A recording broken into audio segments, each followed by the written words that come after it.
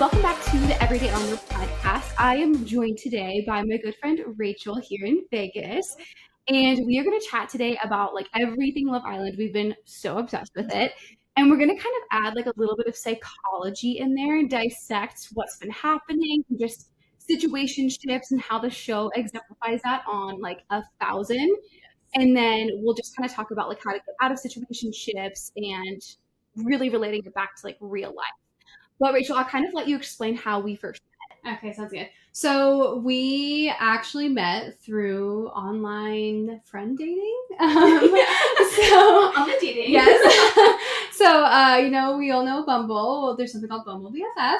And so, we went ahead and we were able to get a group together, and we met at a speakeasy, a group of 8, 10 of us. Yeah. Never met each other before, and I guess the rest is history. I don't know. We hit it off, and then we just kind of continued our friendship since then. So. Yes. And we actually, so I had never watched Love Island, and Rachel was telling me about it. So I started watching last season, which was great because it blew up.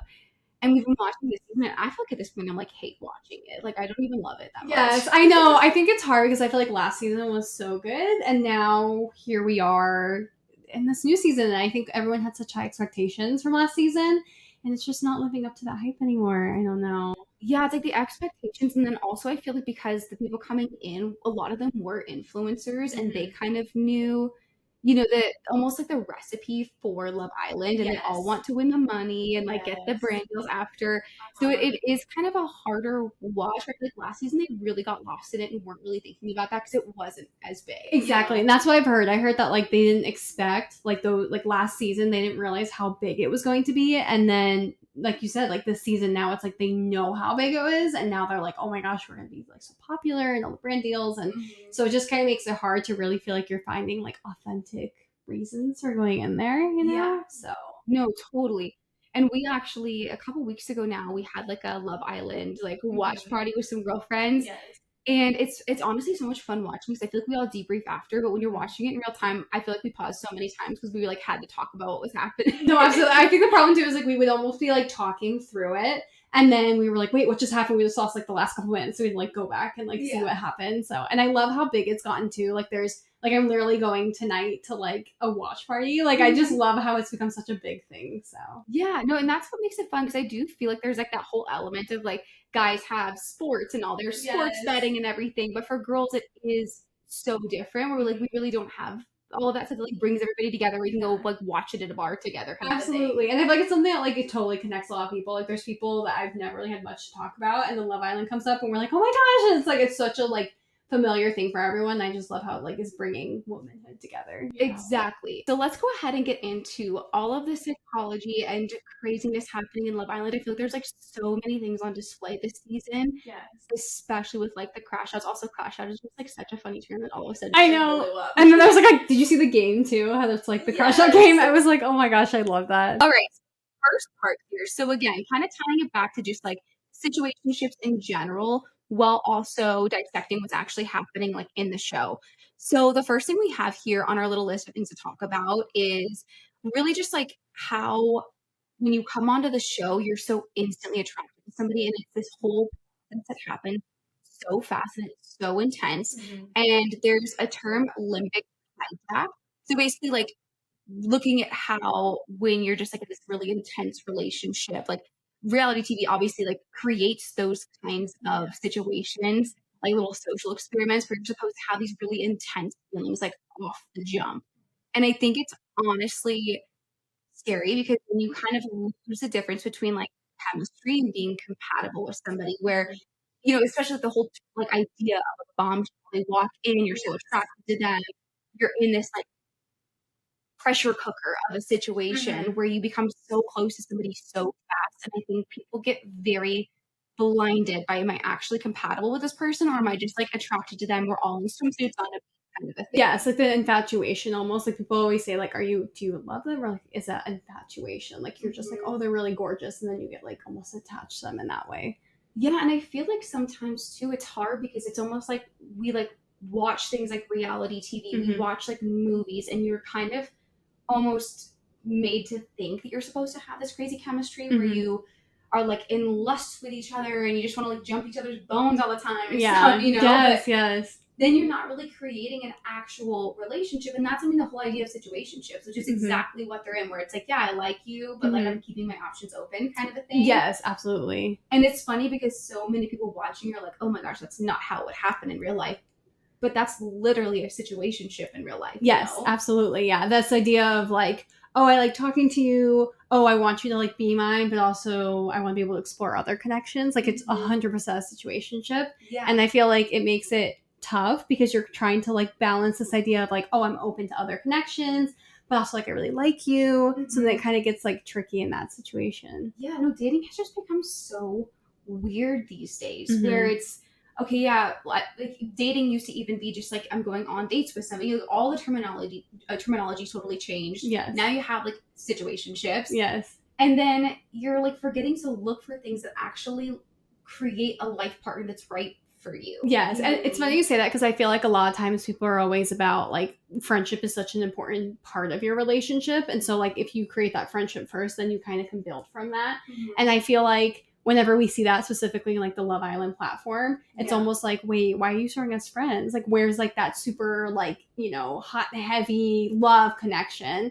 But in reality, that's kind of like how real life is. Like you kind of build that friendship of like, you know, just little things and then you grow to love them in that way. Yeah, well, and then that's why, like, you see, I feel like a lot of the relationships post reality TV don't work because you're not in that pressure cooker environment anymore where you're actually having to deal with real life things going on, and especially Love Island, where the whole premise is like, how do we have an open relationship until we want to close off while also like not getting kicked off before we want to close off? Exactly. Well, it's so interesting you say that because I feel like in past, like I've seen other seasons of Love Island before, and I feel like when they make that like, okay, we're closed off, like we're together, it's you and me, like people celebrate that. And I feel like this season's a little bit different in that way. Like I feel like there were a lot of characters who were very, oh, you're only exploring one connection, like you're not doing it right. Whereas in other seasons, it's like, no, that's what you want. Like that's kind of your end goal. And so it's so interesting, the concept of Love Island, because it's like you want to be able to explore other connections, but you want to find like your one connection, but you don't want to be too closed off and put your like eggs in one basket. Like, so it's just such a hard thing to like navigate. No, 1000%. And I feel like it's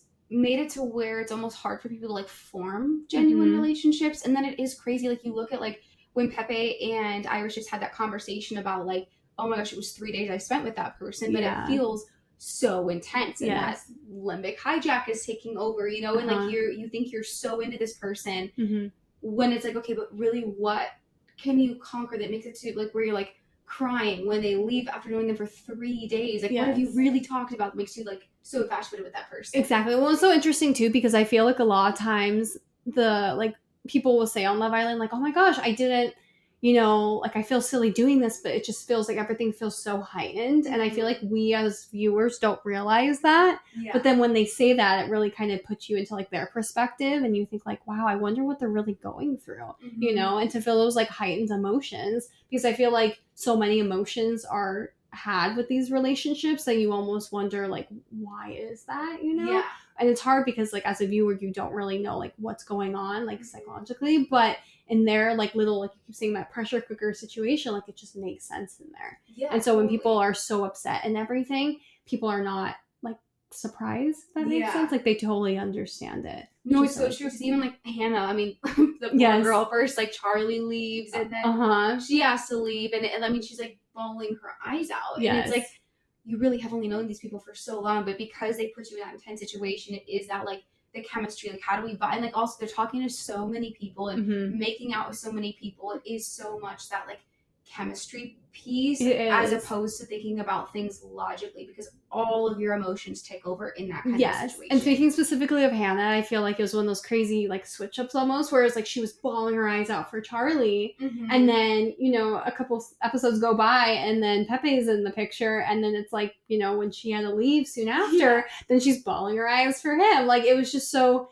crazy as like a viewer to see that, but I really think there's some sort of connection there, you know, and something that makes them feel so like high within their emotions. Which is so interesting. Which is kind of where again it's like that chemistry piece, because it's so intense and it makes them think that they like do love these people so quick, you know. It's just like it's very wild watching all of it unfold. Or like Huda, like freaking out about Mm-hmm. Jeremiah being like so possessive, and Yes.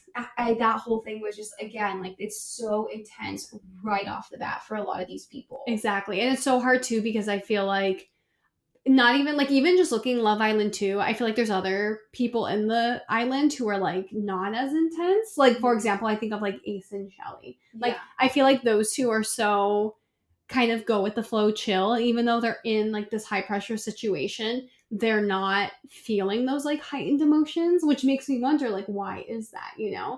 like it almost makes you think like, oh well, they must be doing something wrong, or there's like maybe they don't like each other as much as like Hood and Jeremiah did. Like it makes you wonder, but then at the same time it's like, well, that's normal, but you don't think about that in like this type of situation. Well, I wonder if like certain personalities are more susceptible to that kind of environment where they get the intense emotions a little bit quicker, where like other people are maybe thinking a little bit more with their head, or being a little bit more reserved because they know they're being watched, like those kinds of things a little bit. I can see that, and I feel like that's definitely been a topic within this season, is that idea of like them being watched, and I find that's like some people, like Sierra is a good example. I know people have kind of talked about like she seems like she almost knows what's going on and like knows how to portray herself, and so it's one of those things that it's like you kind of ask yourself like, is it genuine? Like, is that really how she is, or is that like what she thinks that we want to see? Exactly. And I feel like going off that,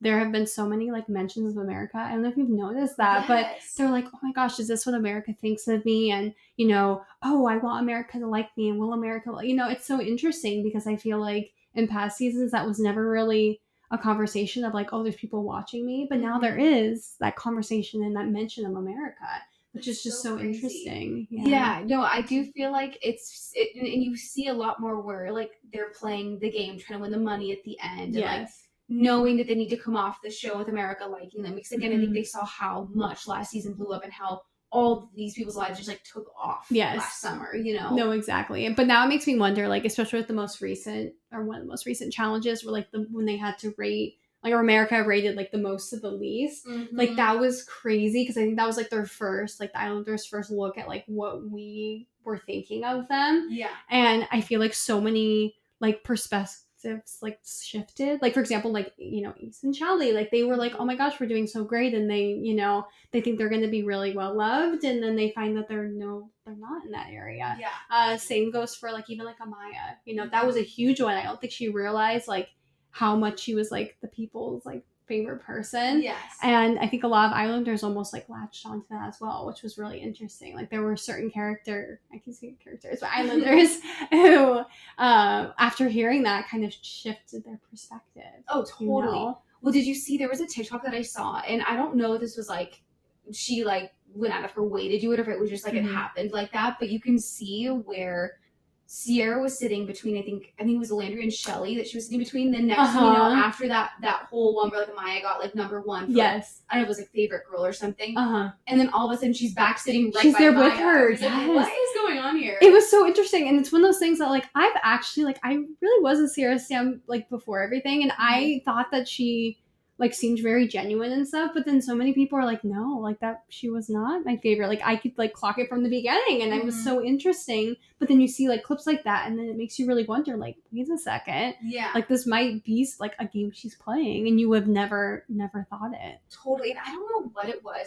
I also feel like I've had like personal run-ins with people that kind of gave off the same vibe she gave off, and like I never like, I didn't really like dislike her. She was not my favorite. Like I just felt like she was thought she was like better than people, like holier than thou, and like her opinion was the best opinion, and kind of had that like like really like just, I don't know, like she could do nothing wrong. People. Yes, exactly. And like all of her answers just seemed like very calculated. I don't know, it's just like it rubbed me wrong. But yeah, it is funny to kind of see now like some of the true colors come out, and like just like little things like that people are picking up. Well, and it's so interesting too, where it's like you don't realize something until someone brings your attention to it. Like even like things that you may do, like someone's like, oh, I've noticed that you talk with your mouth over, or whatever it may be, and then all of a sudden you start to notice it about yourself. Like it's so interesting. And so I feel like the same thing happens here, where like I never noticed her acting in that sort of way. Yeah. But now that you say that, it almost makes you want to like go back in like earlier episodes and kind of see that. Yeah. Because I bet you I would probably have this totally different perspective of it. Yeah. And that's kind of how it is. Like when you have this like certain lens, it totally like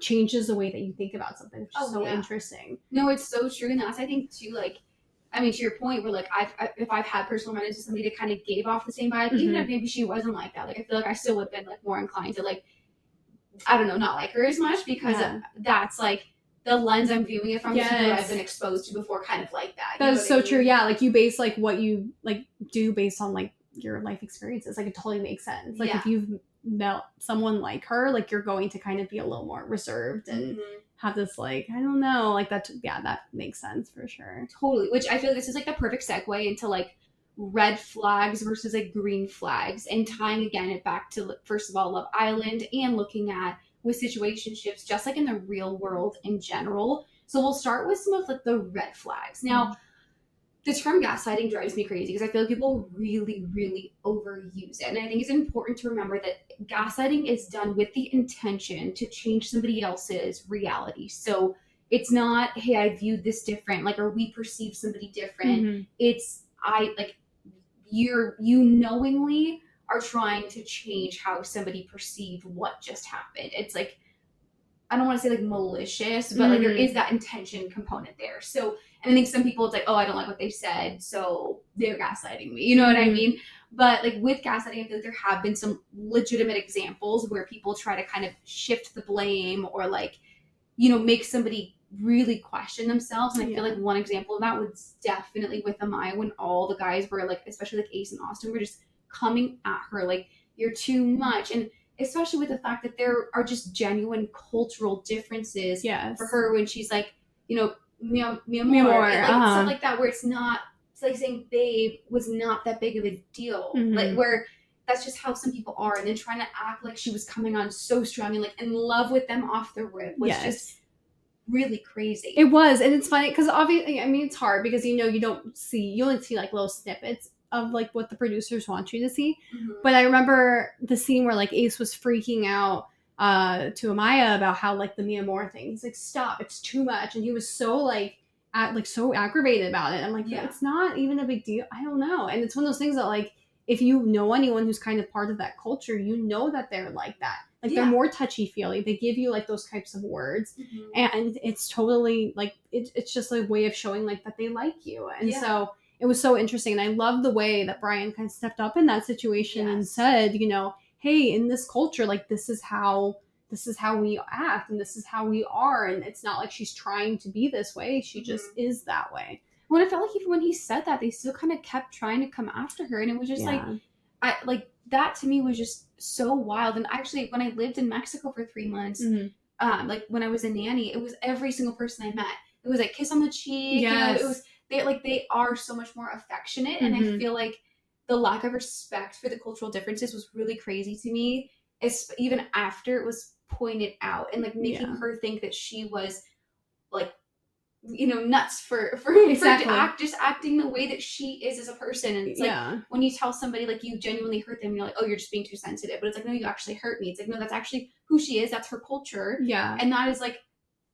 that's not her coming on too strong. You know? And that's how she is too. And I feel like she's been very like clear about that, where she's saying like, this is how I am. Like she's got so many sayings she said, but like, you know, like if you can't take me, then like get out of the kitchen like that, you know, like she's saying like I'm a lot, and she knows she's a lot, but at least she's like aware of it. And it's again, it's a lot in a good way, you know, like she has a lot of emotions, but she has a lot of love. Like she has a lot to give. And so like, although she may be a lot for some, like some people will appreciate it. You know, you just have to find the right person for it. So. Absolutely. And I feel like kind of in that same like the what did they call it? The like standing on business thing. I thought that was like so like just obnoxiously messy. Yes. But like no, for sure. When like Pepe, like I think it was him that asked like why they voted Hannah off. Oh my gosh, yes. And it's like the whole reasoning is literally like, how are you not seeing what you're doing? You know, it was like trying to like gaslight them, like they did something wrong and weren't exploring enough connections. But it's like, dude, you've literally been in the same connection this entire time. Exactly. I was like, the moment that Sierra came into the villa, she wanted Nick, and she's been with Nick the entire time. I'm like, that's the same with her. Our Ace was another person as well. Like he, came in with one Islander and then was pretty much with Shelly towards for the rest of it. So Taylor was that way until, Clark came. Like a lot of the people I feel like were that way. Exactly. So it made no sense, like how they was like Alandria was with Taylor until, and so like how can you say that when that's literally what you're doing? And that's also like the whole point of the show. Like that's the crazy part. And I feel like it's wild because they find like they kept some Islanders in for way longer than they probably not should have, but like I don't know, they tried so many different connections and like nothing was working out.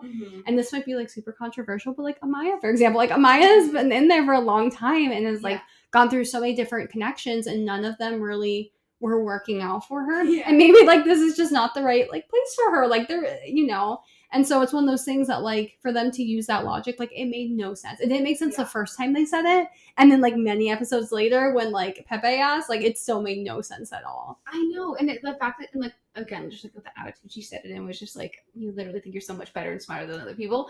But also when, and again that same like little like setting when Alandria too was coming after Huda for kissing Chris, and it's like, but I feel like she was actually like pretty open about her intentions with Chris. Yes, she did want to explore it. She communicated that with Shelly, and like Shelly did seem okay with it at first. And then like Alandria, but like not even that I think either were quote unquote like wrong for the setting that they're in, but you did the same exact thing, and honestly to play that game, like yours was kind of worse. Yes, absolutely. I'm like the whole idea like that girl's girl, and when she like exposed her, I thought it was crazy about him or her kissing Chris, but it was one of those things that it's like you can't say like, oh, I'm going to be a girl's girl and I'm going to be honest and that's what we're going to do when you weren't honest with like how you were with Nick. Like she was not, like neither of them were honest at all with Sierra, and it makes me kind of like want to see like Sierra's reaction to how it really was, because like it was not just like this little thing and they just like kissed.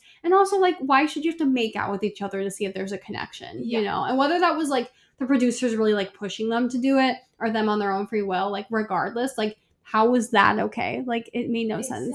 And also Shelly wasn't even going for Chris, I feel like. I mean, like I didn't see any effort really coming from her to even like try to find some connection with him. So like why not have her to go ahead and try to, build that connection with him? Yeah, and I feel like that's also been done before. Like when oh my gosh, what's his face? The guy, like the snake chaser guy.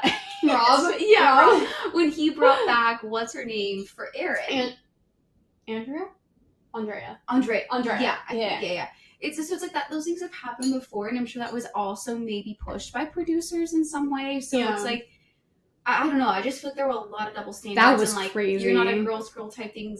But like I will say, I do feel like I really liked Alandria. She was like my favorite girl, and then I feel like I kind of was like taking a step back the last couple episodes, and then the second Loki that Sierra left, I was like, okay, breath of fresh air. Like, I feel like we got Alandria back again. It's kind of funny you say that because I feel like some people were talking about that where it almost felt like the moment Sierra like left the villa, like the last like episode or two has been very light. Like it just feels like very just like happy, and they're laughing and they're smiling and they're a lot more chill. And again, it's so interesting because I would have never thought that was like the reason was her. But it almost like feels that way. So it's just interesting. Well, and I think it's easy to be influenced, especially because this group is a little hyper-focused on how they're being perceived. I think if they think somebody's being perceived a certain way, maybe they're listening to that person a little bit more. So like, and again, we don't see everything, and this is me totally just like coming up with things. But like maybe she was kind of like flipping the way that certain things could have been going, and pushing people to believe certain things, and they were like willing to kind of listen to her. Well, to be honest, if you talk about that, that's like Ace for sure. Oh my gosh. Like the way he just manipulates, like, and the way that Austin called him out on that when it was a standing on business, and they said like you and your posse and the way you go about things. And I was like, oh my gosh, like someone in the villa actually sees the way that Ace is kind of running the show. And it was wild to me because no one else clocked that. Like no one else said anything and was supporting Austin in that.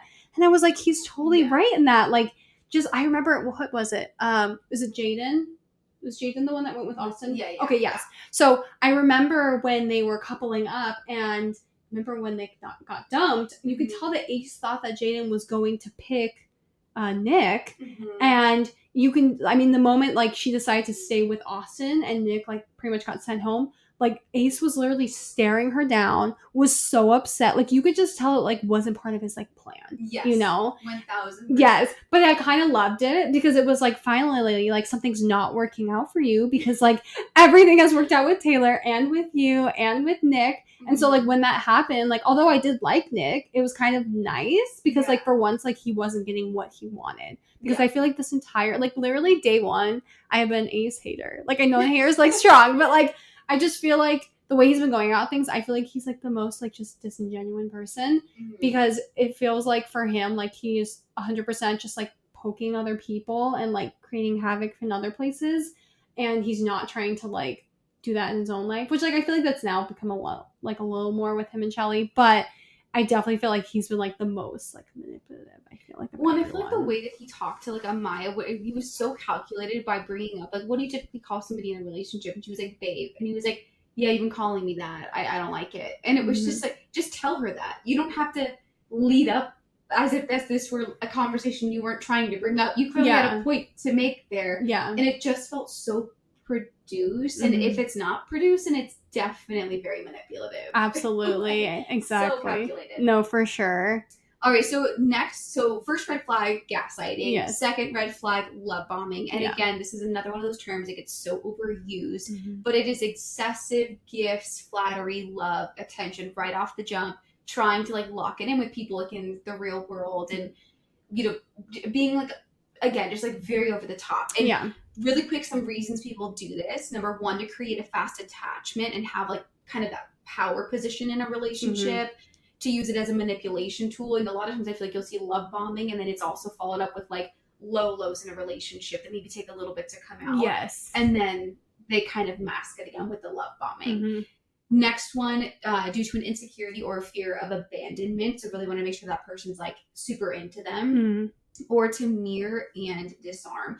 So I feel like, in my opinion, like this show was literally built to love bomb. When they act like Jeremiah was a love bomber or whatever, it's built to be like that. Yes, the bombshells come in. You're trying to win somebody over. You're in competition with everybody, especially at the beginning of the show. Yes, no one has formed connections yet, so it's like love bombing's a little bit inevitable. Exactly. Well, it's like you kind of said, like it's such a like pressure cooker situation. Like you kind of have to like come on strong or you get kicked off, you know? And especially at the beginning when you're really trying to kind of find that one person you can like latch on.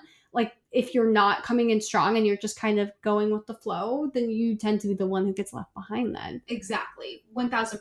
And I feel like it's just like a piece that comes with it. But like in the real world, especially when you're not in a situation like this and or you are dealing with like a situationship type thing with any of the gaslighting, love bombing, it's really important to see those things off the jump because a lot of times it does indicate somebody that's kind of looking to have power in the dynamic. You know what I mean? Absolutely. And it's funny because I feel like when you talk like about bringing that to like the real world, like I think about like my own not my own personal life, but like people I know in my life who experience love bombing and they totally have those like high highs and then they have those low lows. And so it makes it really hard because it's like, oh, well, they're really great because they did this for me. But then it's like, yeah, but like 80% of the time it's like this. And so it makes it really tough because it totally is something that like it's a real thing that people deal with.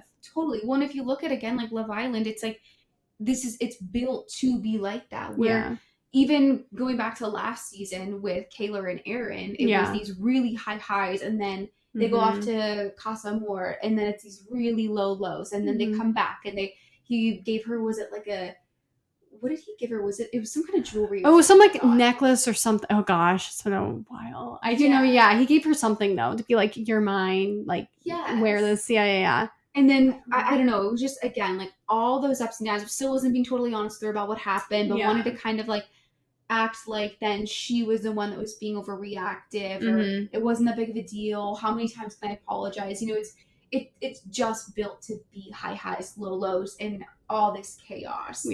But if you're feeling that or any semblance of how they're feeling in like a normal situationship, it shouldn't feel that intense, you know, and especially when you're like somebody's not willing to commit to you. You know what I Exactly, mean? absolutely. And that's like the crazy thing is like, why are you? And that, I think that's kind of almost like that wake up call eventually. I mean, it takes time to get there, Yeah. but when you're like in those situationships, you kind of, you kind of get frustrated, right? You're like your wits end, and you don't want to deal with it anymore. And you're like, why am I doing this? Like, you just wake up one day and you're like, wait, why am I doing all this for a guy who doesn't even want to commit to me? Like, Yeah.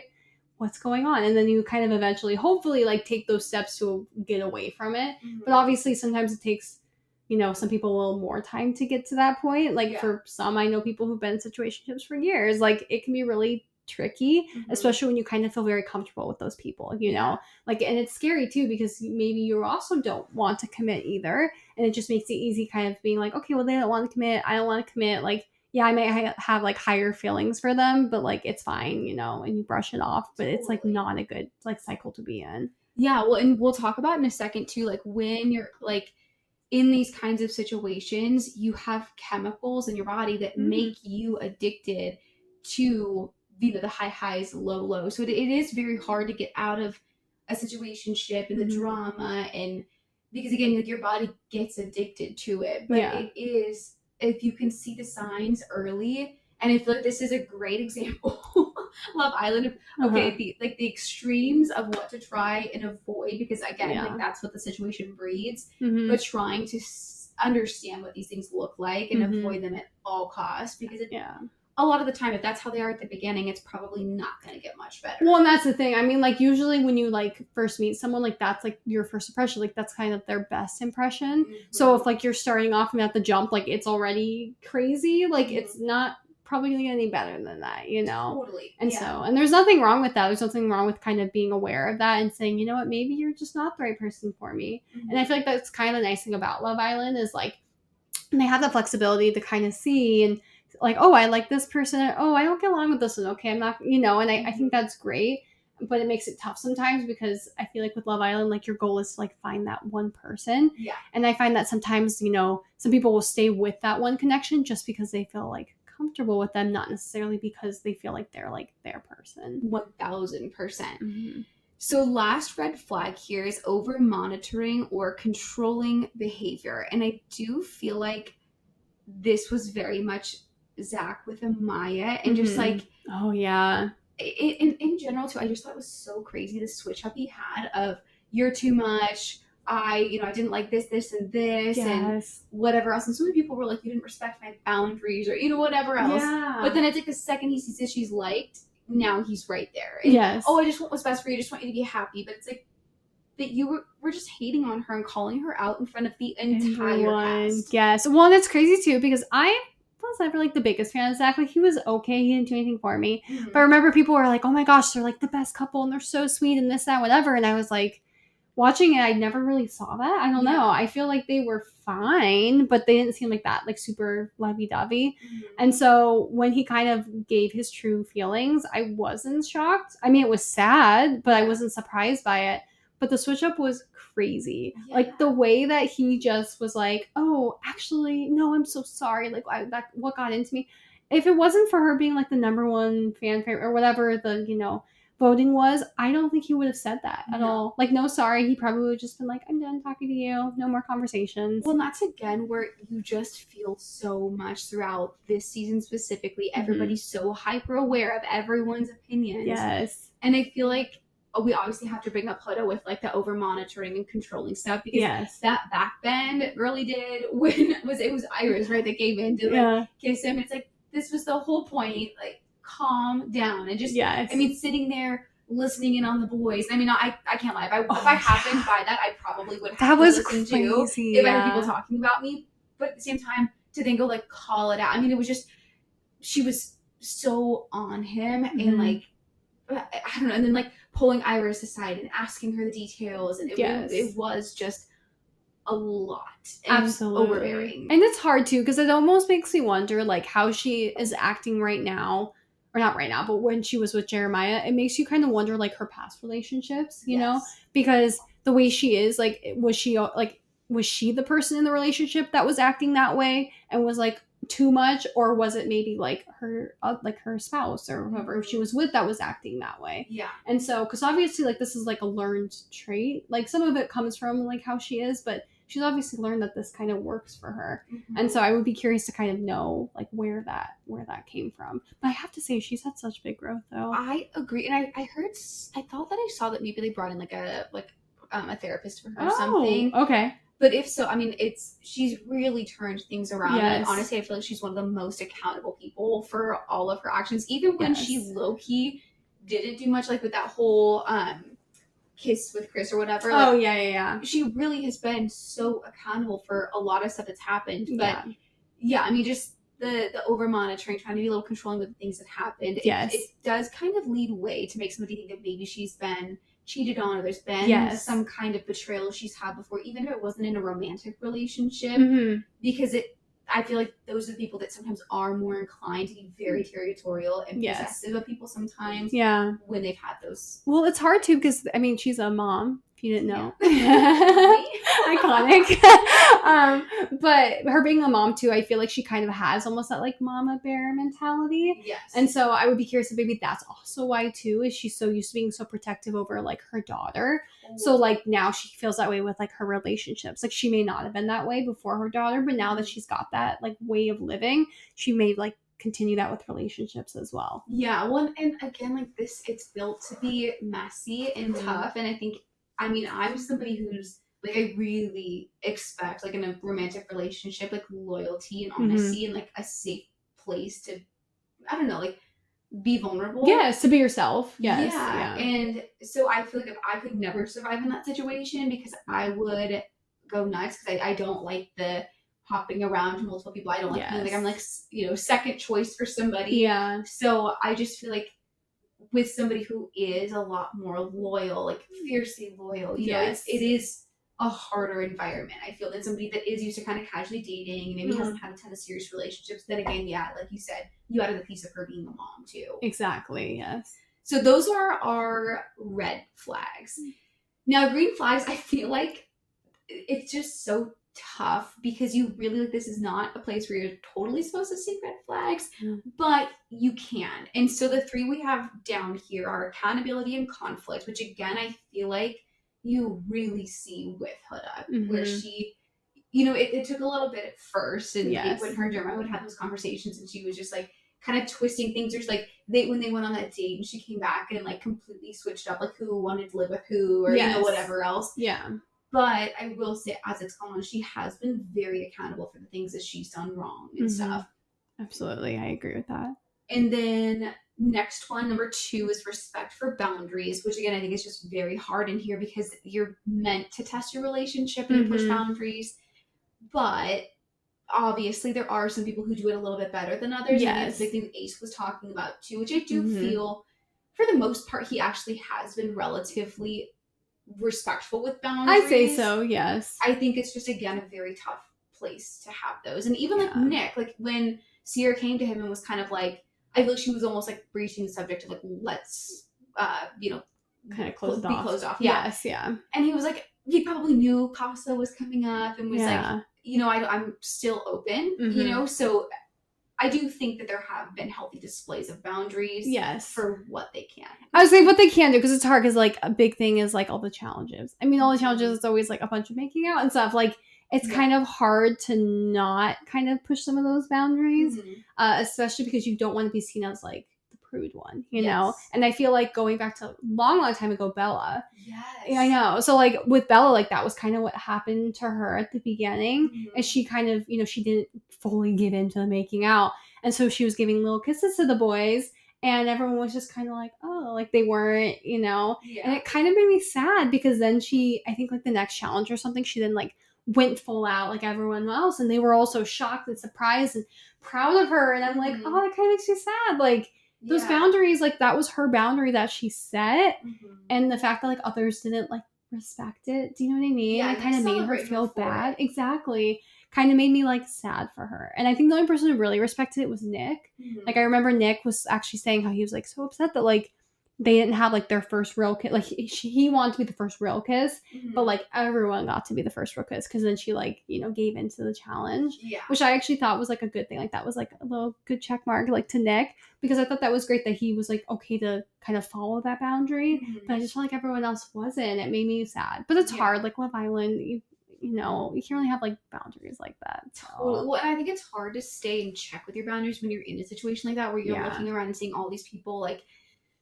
I mean, I've seen like more tongues. I'm surprised there's not more like boners on this show. I mean, oh my god, the amount of tongues! I'm like, wow, you're literally not even kissing. You're swallowing. I'm like, what is going on? No, it's crazy. But it's just, it is, I feel like, hard, and you don't have like your people around you to support you, so you really are kind of pushed to go against maybe boundaries you did set for yourself. No, for sure. And then the next one is consistency between words and actions, which I do actually feel like there is a decent display of this on the show for, again, the situations they're in. Where, again, like Nick telling Sierra, no, I'm not ready to be closed off. Yeah. And really being open about how he was feeling. Or Chris, when him and Hood, I think Chris is the best. He really is, yeah. And even like when he was talking about basketball and how he had that dream, I was like, that is so precious. Like, sweet, I know. That was such a cute moment. But, it was. But even him, like, he told her, like, Shelly is my number one. Yeah. But then as things changed for him, he was super honest about it. Yes. And when he was over Shelly, like, he let Hood know, and let Shelly know. I feel like it was very respectable. Absolutely. And I think that's important because like it's important, especially when you're in those like triangles, that you have that conversation with both parts, because it is kind of tricky. It's a little messy. But I feel like as long as you're open and you're like very clear about what's happening, like that's all anyone can really ask for. Yeah. And I do feel like in the real world with situationships, you can still, I feel like it is harder to have these green flags. Yes. It is easier to see the red flags, but I do feel like there are ways to go about it where maybe you both come into it and you both are down for this to not be something that where you're mutually exclusive or you're together, but like feelings naturally progress. That's just the way the world works. Yeah. And as they progress, keep having those conversations. But I think the hard thing is so many people try to be like, cool girl, or like not bringing things up, and they're not being honest with themselves, not being honest with the person. Yes. And that's where conflict comes That's about. kind of where I feel like Sierra was at. I don't know if you saw that too, but the idea of like the cool girl and like the sense of like you could tell that she wanted to close things off with Nick, but Nick was just kind of like dancing around it and was like, oh well, let's not, like you could just tell that he wasn't fully into it. And then she was like, oh yeah, no, for sure, like she was totally okay with that. But in reality, like, you could tell she wasn't really all into that. Which is interesting because then they had that conversation where I think she kind of brought up, like, well, when we leave here, that was we're closed odd. off here, but, like, not in real life. It was like, okay, tell me you're on a game show without them. You know what I mean? Like, you're, like, trying to, like, win this. I don't know. That would, to me, was just, like...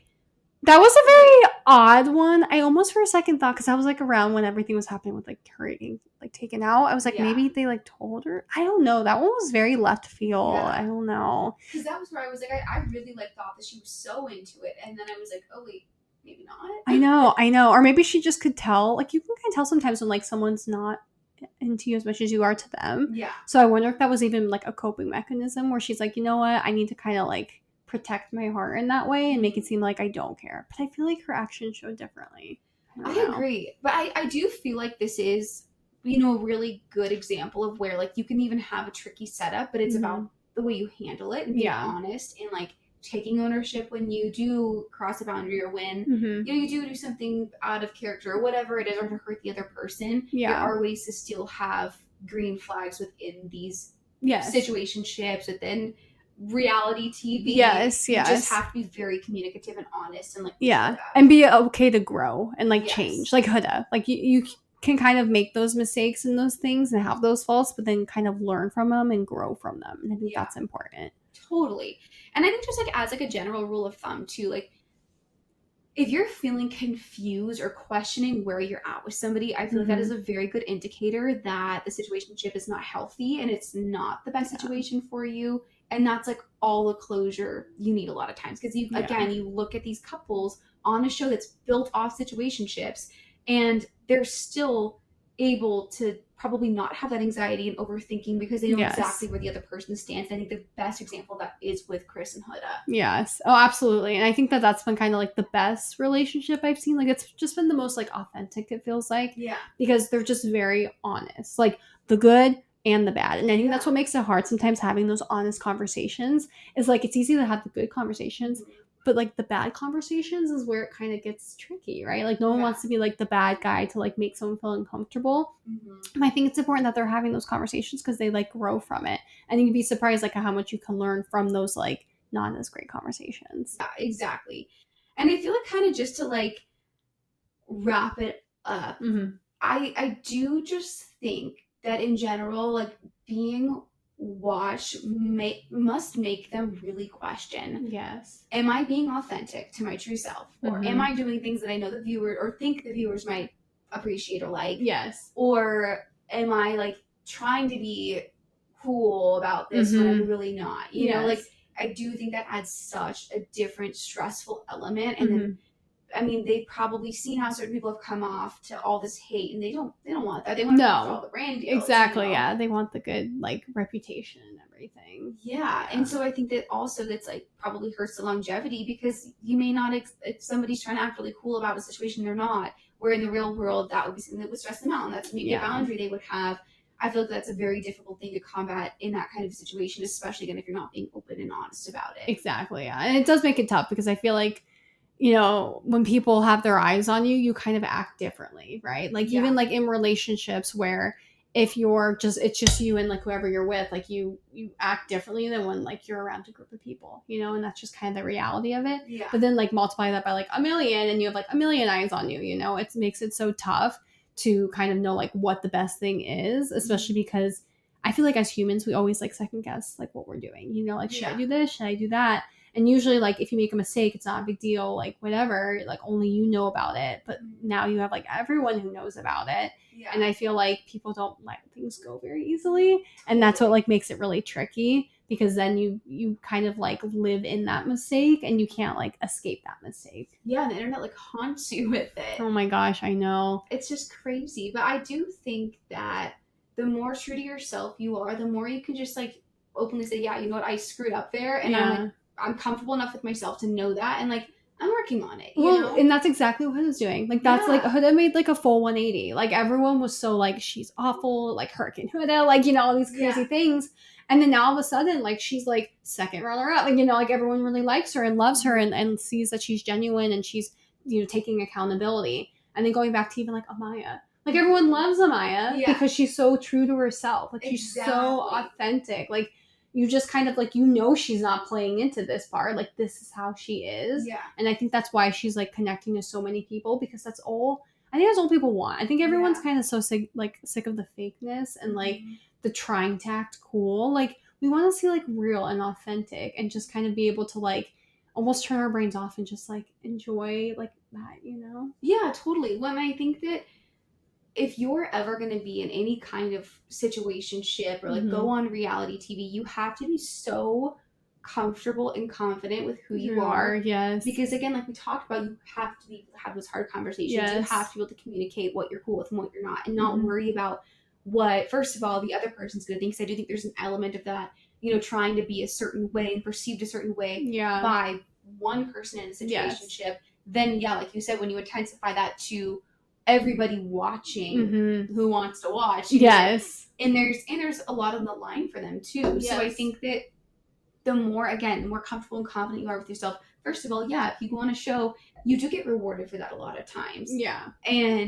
But then, you know, on the flip side too, within the real world, you're not going to have to deal with these situationships just in general as much. And I've been in situationships and I think that again, like you just have to be able to communicate and you can't do that if you're not super confident. Exactly. And I think that's the problem is I find that most people, and even like myself as well, like when being in situationships, it's almost like it's a confidence thing, you know? Because if you had like that confidence of like, I am good enough, I am worthy of having a partner, then you would be not okay with a situationship. You would say, you know, why don't you want me? Like it should be like only me or not me at all.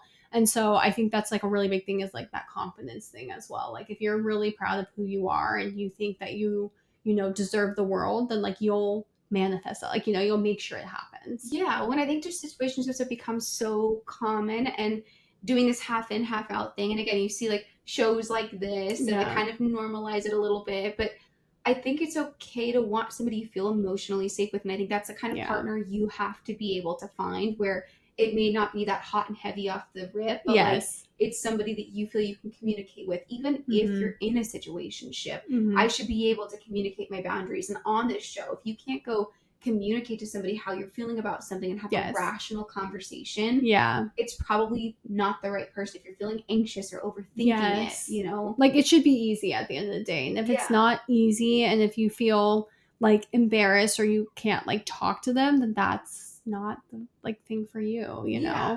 And I think it's okay to not like a situationship or not want to be like half and half out with somebody and want to be fully committed. Yeah, exactly. And so just to kind of give a little bit of like science here before we look at how to remove yourself from a situationship and stuff.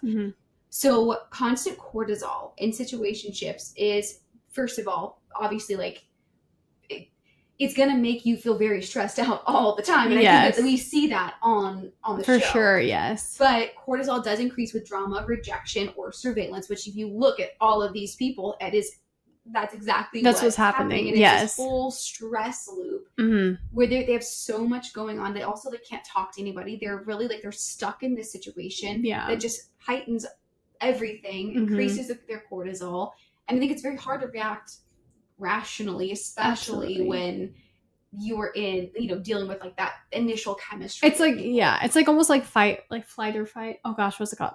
Fight or flight, right? It's like kind of like the idea of like how do you react in like crazy high situations. And literally in fight or flight, it's hard to moderate your emotions and be logical about things. So I think that makes so much sense. And I talk about that like in my self-defense classes. When you're dealing with even like, you know, a perpetrator, or when like you're in fight or flight, it is important to understand like how you respond. And I do think these situations for sure breed that exactly. Yes. And also, so first of all, the cortisol increases with drama, whatever. Dopamine spikes from novelty and praise. So addictive, like high of like a new love. You're getting that dopamine hit. You know? Like that love bombing type of thing as well. Like all of that. Okay. Yeah. And you get oxytocin releases from cuddling and bonding, even if it's with the wrong person. So if you think about it, like they're all laying in bed at night together, bonding to this person. I mean, I just feel like it really is such like, it's just a recipe for disaster. And again, this is like happening at a chemical level in your body. And those dopamine spikes are addictive. You know, when you're in a new relationship and you're getting praise from people and they're like flattering you, you become addicted to that. You become addicted to the drama and all of it. So I think it's very hard to get yourself out of it in the real world, and definitely for sure, especially with the drama part of it. I feel like it's so hard to not get like sucked into all of that. Well, you're literally creating situations like the Stand on Business challenge or the thing that they just did with like all the rankings. It's like they're literally trying to, they're giving into that, like freak out. yes, for sure. Oh man. Well, so to kind of look at, just to wrap up, like how do you get out of a situationship? Like kind of segueing from out of Love Island, really looking at more the real world application, because I do think a lot of people deal with situationships nowadays. And I think that again, this show is a great example of exactly what that kind of looks like, you know, on 100. But there's 5 things here that I want to point out. So first one, acknowledging patterns. So like if you are confused, if you're overthinking things, really just acknowledging that, being honest with yourself. Like, okay, maybe this isn't the most healthy thing in the world. Absolutely. Number 2, stop personalizing their behavior, especially like that hot and cold. Limiting access. So if you are, you know, in a situationship and some, like, I think it's really easy. I know that I've been in these situations where they reach out and it's just like, boom, you're right there. Available right away. Because you're just like waiting. By your phone. So like reducing some of the access, and you know, and not giving them so much, showing them that they have so much power over you, because again, a lot of times people are love bombing. That's one thing that they are looking for. Exactly. They want that power for sure. And I think in situationships in general, somebody's always looking to have the upper hand, you know, be like, the cool girl or cool guy. Yeah, like I'm the one who like calls all the shots. Yes, Yes. and I'm like so emotionally unattached. Yes. And then redirecting focus. So, and I think that's probably the hardest thing because you get so caught up in it. And again, like we just talked about, kind of some of this, like the science and what's happening in your body. But trying to redirect, okay, when I feel like I'm in a spiral and I want to sit and talk to somebody, what is another thing that's like equally as rewarding that I can go do? Yes. And trying to redirect your focus to other things that are healthier. Yes, for sure healthier, yes. Yeah. And then set a boundary and hold it, which again, difficult. But, you know, again, that can just be communicating with somebody. Like, I don't feel super comfortable with the setup we have going on here. Like, I thought that I was down for this and I'm not. And I think that, I know that's obviously a vulnerable thing, especially if you're trying to be cool girl. Yeah. But if you can communicate that confidently and be like, you know, if it's not for you, that's fine. Let me know, because I'm protecting myself. Yes, protecting my peace, yes. Yeah, I feel like it does still, first of all, it's very respectable. Yeah. And I don't think it's coming off as like vulnerable or like need, you know, like yes, like fear, like I'm obsessed and yes, I understand that. I think honestly just communication is key. Like as long as you can be clear and just share, I think that's like the way to go about, for sure. 1000%. Yeah. And again, that's where, like, you know, with mental self-defense in our self-defense program, like we talk a lot about how confidence and self-esteem is like the core of everything we talk about, because that's how you start setting boundaries. And I mean, this is like off on a total tangent, but like with love bombing and stuff, not only is that just unhealthy and gives you somebody power over you mentally and emotionally, but I mean, like those are actual tactics used by like traffickers, and that's like way more common than somebody kidnapping you. So like it is important to know who you are and be able to set boundaries. Yes, absolutely. So just some really quick, just like to end here, like warning signs if you do feel like you're in a situationship and you're not sure if it's healthy or not, which I will say, I just feel like on its face, situationships they never end great. You know, it's never a wonderful situation to be in. Yes. But hot and cold behavior, they avoid basic communication. You don't feel safe bringing things up. They make subtle digs or power plays. You're constantly anxious or overthinking, which I think is a big one that, again, we get very addicted to. Always, yes. But it's so like, I remember when I first started dating, like my boyfriend now, he made me feel like so safe, where I knew that, okay, if I'm down, he's down. You know, we're going to be together. Where I didn't have to question where he stood. Yes. And I think that's so important, because there's so many relationships that are like not like that. Like they don't have that like trust almost. And it's crazy. Like, it's so important. Yeah. They weaponize the word casual. They don't ask about your life outside of sex. And that's really just kind of the objective. Yes. I think just in general, this show, again, is just a wonderful example of situationships and that culture of dating, and how it's not what we're programmed for. It is very difficult to handle. Yes. That's why they made a show off it. That's why it's so easy to have drama every season, because it's not something that's natural. Naturally inclined to tolerate or be comfortable with. And we do like loyalty. We want that companionship. We want to like be able to not share, you know? And so it makes it hard to like have that feeling. And then again, you go into your mind thinking like, maybe I'm the problem. Maybe I'm the one who shouldn't be doing this right, and I'm the weird one. But that's just how humans are. Like, there's a reason why you are with, you know, your one person. You know, you try to find like your soulmate for that reason. So you have like that one connection. Totally. And I think it's again, just like a good way to see, what do I not want? How can I avoid these things? Like great examples of those red flags, but also like green flags if I need to handle a situation like this, or if I am cool and confident with that, great. Work on the confidence, being able to communicate your boundaries, being okay with communicating them. Yes. And really trying to remember that you're not looking for that crazy chemistry. Like that's actually a red flag. If you're just like so addicted to somebody so hot. Yes, that lustful passion. Yes, absolutely. Yeah, like you want to be compatible. Yes, for sure.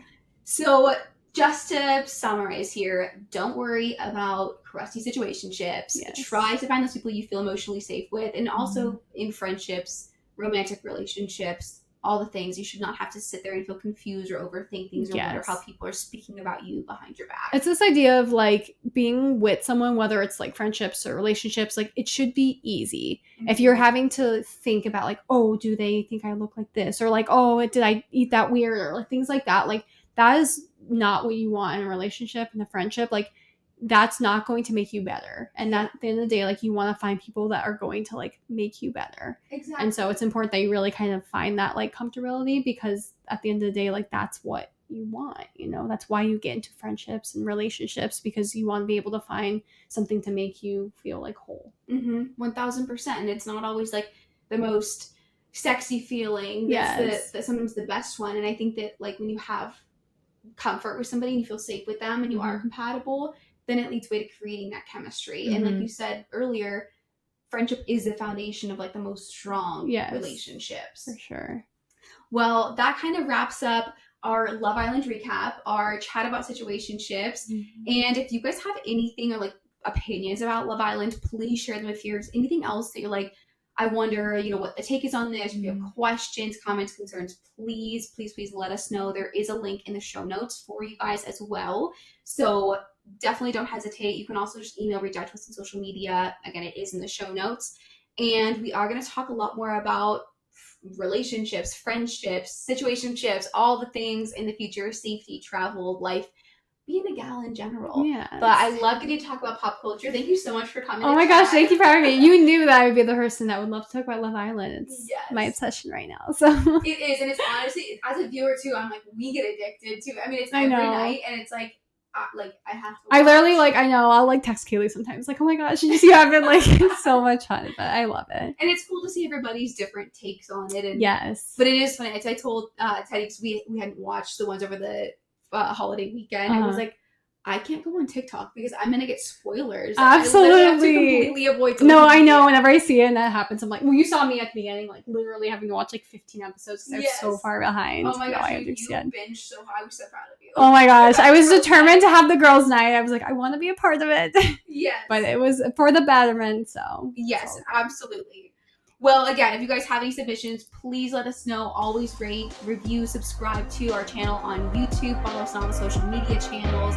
Greatly appreciate it. Thank you again, Rachel, for coming to Yes, thank you for having me.